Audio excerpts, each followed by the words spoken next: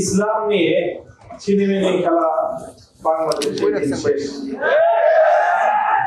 বাংলাদেশে রাজনীতি করতে হলেও এদেশের ইসলাম এবং ইসলামপন্থীদের সাথে নিজেদের কমিটমেন্ট প্রদান এবং সেই কমিটমেন্ট রক্ষা করে আগামী দিনে বাংলাদেশে রাজনীতি করতে হবে।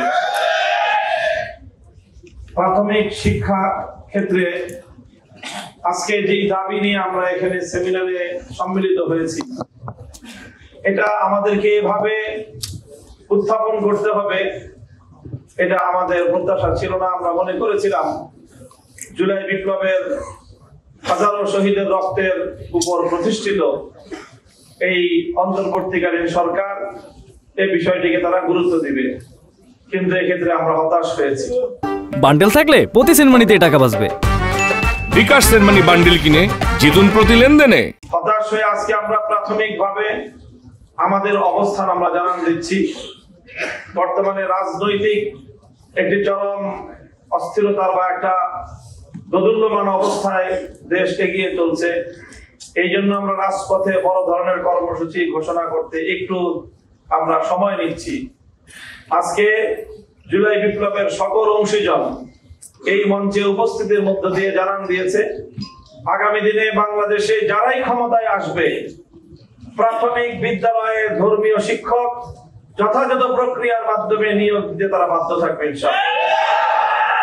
গানের শিক্ষক নিয়োগ সহ আমাদের কোমলমতি কচিকাচাদের অন্তর থেকে ইসলামী মূল্যবোধ বিতরণ সহ ইসলামী মূল্যবোধ পরিপন্থী যে সকল কার্যকলাপগুলো পরিচালিত হচ্ছে, ট্রান্সজেন্ডার সহ আরো যে সকল বিষয়গুলি আজকের সেমিনারে উত্থাপিত হয়েছে, এই বিষয়গুলোতে আমরা সজাগ এবং সচেতন আছি।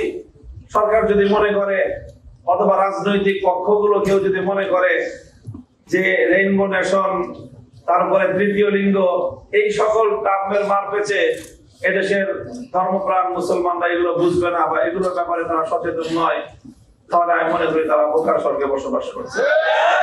আমরা আজকের এই সেমিনারের মাধ্যমে সেমিনারে যারা এখানে মঞ্চে উপস্থিত আছেন তাদের পেছনেও আজকের এই সেমিনার বাস্তবায়নের পেছনে বাংলাদেশের ক্রিয়াশীল আরো অনেক গুরুত্বপূর্ণ ব্যক্তিবর্গ আজকের এই সেমিনারের সাথে, তারা আয়োজনের সাথে একান্তভাবে সম্পৃক্ত। আমরা যদি বাধ্য হই তাহলে আমাদের প্রাথমিক শিক্ষায় ইসলাম এবং মূল্যবোধ রক্ষা করার জন্য যা করতে হয় আমরা সেটাই করব, এবং সেটা আগামী দিনে আমাদের সবচেয়ে প্রায়োরিটি বেসিস আমাদের কর্মসূচি হতে পারে। আমি আপনাদের সকলকে আগামী দিনে এই জুলাই বিপ্লবের সকল অংশীজনরা আজকে যেভাবে এই বিষয়ে অভিন্ন মত প্রকাশ করেছে, আমরা আশা করি যে জাতীয় নির্বাচন পরবর্তী যে সরকারই আসবে না কেন আজকের এই সেমিনারের যে মুখ্য উদ্দেশ্য সেটা ইনশাআল্লাহ রাষ্ট্রে বাস্তবায়িত হবে। সেই অঙ্গীকার, সেই প্রত্যয় তাদের সকলের মাধ্যমে আজকে ব্যক্ত হবে, সেই প্রত্যাশা ব্যক্ত করছি।